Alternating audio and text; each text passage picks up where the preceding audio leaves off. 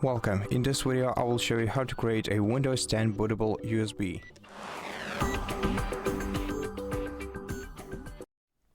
First of all, insert a USB flash drive into your computer with at least 8 GB of available storage on it, and if you have any personal files on your USB flash drive, then back them up either on this computer or on any other device. Then what you have to do is open the web browser and search for the Windows 10 ISO, because we're gonna need an ISO image of Windows 10. Give me a moment.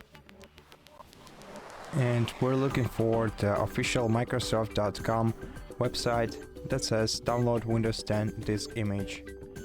Open it, then find download now icon right here, click on it and save this file on your computer.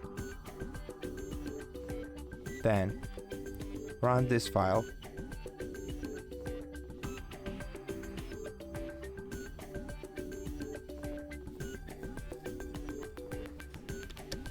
Read and accept the license terms.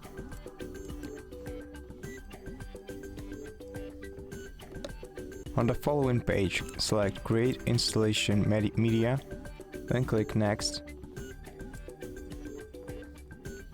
Then you can uncheck this checkbox and select the language that you need, the edition of your Windows, and the architecture of your computer.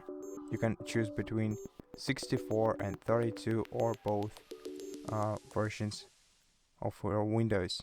Then click Next and then select USB flash drive. Click Next, then select the USB flash drive on this list. Click Next,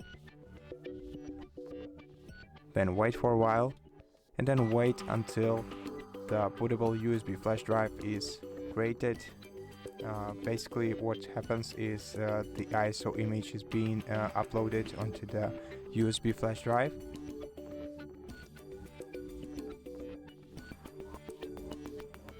Okay, and once your USB flash drive is ready, just click Finish and the window will close.